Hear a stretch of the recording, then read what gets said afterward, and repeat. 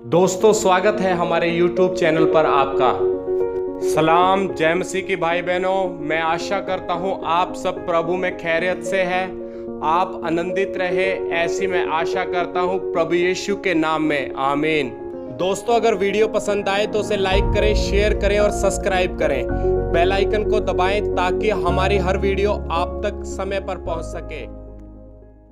बहनों, good Friday के विषय में बात करेंगे जो वर्ल्ड भर के अंदर मनाया जाता है। गुड फ्राइडे के नाम से पता लगता है कि ये अच्छा शुक्रवार है। अब हमारे जहन में ये बात आती है कि इस दिन खुशी मनाएं या गम मनाएं। जिस प्रकार रोमन कैथोलिक चर्च और कुछ अन्य चर्च भी इस दिन गम या शोक मनाती है।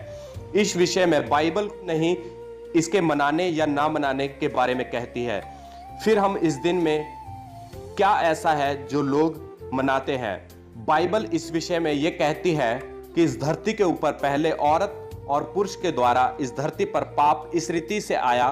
परमेश्वर ने उनसे जिस फल के विषय में कहा कि तुम इसको ना खाना, पर शैतान जो मनुष्य और परमेश्वर का विरोधी है, उसने पहले मनुष्य और औरत को पाप करने के लिए और उस फल खाने के लिए उकसाया और परमेश्वर के विरोध पाप का भागी बना दिया और परमेश्वर से अलग कर दिया।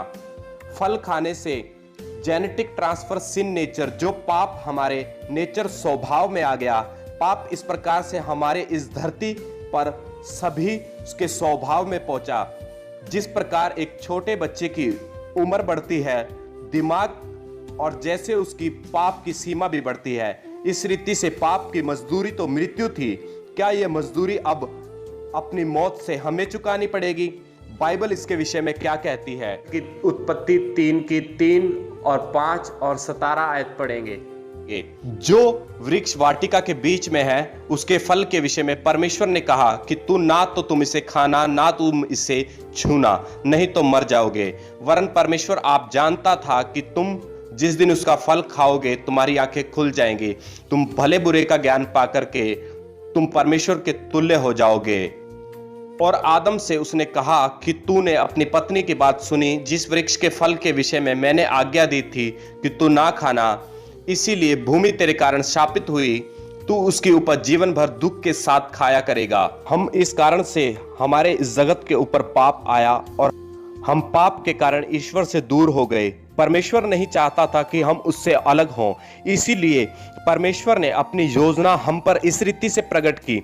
रोमियो उसकी 3 की 23 के अंदर हम पढ़ते हैं, इसीलिए सबने पाप किया और परमेश्वर की महिमा से रहित हैं। और यूहन्ना उसकी 3 की 16 के अंदर लिखा है, क्योंकि परमेश्वर ने जगत से ऐसा प्रेम किया कि उसने अपना एक लौता पुत्र दे दिया, ताकि जो कोई उस पर विश्वास करे वो नाश ना हो परंतु अनंत जीवन को पाए।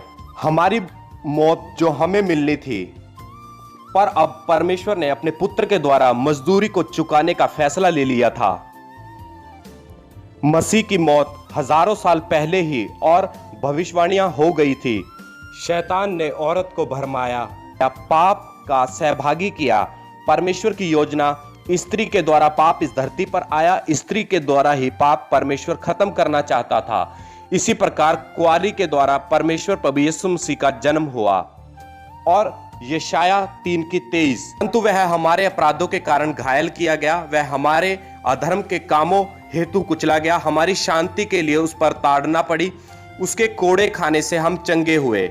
इस प्रकार जो एक रोमी साम्राज्य उस समय का राज्य था, उसका राजा पिलातुस, उसने भी प्रभु यीशु मसीह के अंदर कोई अपराध नहीं पाया था। यह मौत कोई अचानक से नहीं हुई, वरन परमेश्वर हमारे लिए लिखा एक प्लान था। यह केवल एकमात्र रास्ता था जो हम सबको पाप से परमेश्वर बचाए। ऐसा कोई व्यक्ति नहीं था जिसमें पाप ना हो और वो पवित्र हो। इसलिए स्वयं परमेश्वर को आप ही इस धरती पर आना पड़ा। और कुछ लोग तो यह भी कहते हैं, सुना है कि वह परमेश्वर था तो अपने आप को बचा क्यों नहीं सका। और कुछ लोग उसकी मौत का शोक मनाते हैं, पर यह नहीं जानते कि यह ईश्वर हमारे लिए एक प्लान था। शोक उसके लिए मनाया जाता है जो मर जाता है, पर प्रभु यीशु मसीह ने तो जीवन मौत पर फतेह पाई और वह तीसरे दिन मुर्दों में से जी उठा।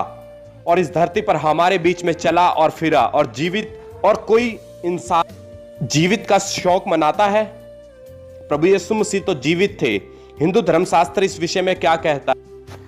हिंदू धर्मशास्त्र इस विषय में कहता है, तद्रक्तम प्रातमैना पुण्यदान बलियागम। इसका अर्थ है यह रक्त परमेश्वर के स्वयं बलिदान के द्वारा बहाया जाना चाहिए।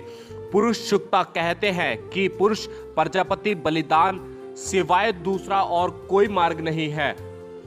पुरुषों वह यज्ञ, चाणक्य उपनिषेद उसके 3 वचन में परमेश्वर स्वयं यज्ञ बलि है। और सामवेद दंड्य महाब्राह्मणम कहता है, प्रजापति देवम आत्मनम यज्ञम कथा प्राचिचित, जिसका अर्थ है मानव जाति के उद्धार के लिए परमेश्वर स्वयं अपना बलिदान देगा। सतपथा ब्राह्मणम कहते हैं प्रजापति यज्ञ यगा। बाइबल इस रीति से कहती है, भजन सहायता 51:5, देखो मैं अधर्म के साथ उत्पन्न हुआ और पाप के साथ अपनी माता के गर्भ में पड़ा। अब हम ये ना सोचें कि हम में कोई धार्मिकता है या हम में कोई पाप नहीं है। हमने ईश्वर को अपने योग या साधना से प्रसन्न नहीं किया, बल्कि परमेश्वर की दया है जो उसने हमें माफ किया और हमारे बदले अपनी जान दी। हिंदू धर्मशास्त्र इस विषय में क्या कहता है? हिंदू धर्म इस प्रकार कहता है, न योगे न संख्ये न कर्मनानो न विधो ब्रह्म केतव बोधेन मोक्ष सिद्धाते नन था। इसका अर्थ है कि योग से नहीं, सब ज्ञान से नहीं, कामों से नहीं या विधा से नहीं, परंतु परमेश्वर के साथ अपने स्वयं व्यक्तित्व को समझने ही से मोक्ष की प्राप्ति है। विचार, उसने अपने आप को हमारे पापों के लिए दे दिया ताकि हमारे परमेश्वर और पिता की इच्छा के अनुसार हमारा वर्तमान में बुरे संसार से छुड़ाए। अब परमेश्वर हमें पाप और संसार से छुड़ाए और जो हमारे दिमाग में पाप नेचर स्वभाव के द्वारा आया उसे बदल सके। इसीलिए यीशु के चिन्ह पदों पर चल करके, जो कि निर्दोष था, पाप रहित था, उसकी प्रेरणा पर चले, उसके द्वारा परमेश्वर ने से हमारा मिलाप हो सका, क्योंकि उसी के द्वारा एक बलिदान का एकमात्र रास्ता था जो हम बचाए जा सके। इसीलिए खुश होना चाहिए कि हमारा मिलाप और उद्धार हो गया है। ये कुफारा हमें फ्री मिला है, हमने इसका कोई मोल नहीं चुकाया है। हमारे बदले प्रभु यीशु मसीह खुद अपना बलिदान दिया है। इसलिए हमें प्रसन्न होना चाहिए और लोगों को इस विषय में बताना चाहिए। इसलिए हम गुड फ्राइडे मनाते हैं। इन वचनों के द्वारा सभी को आशीष मिले। आमीन।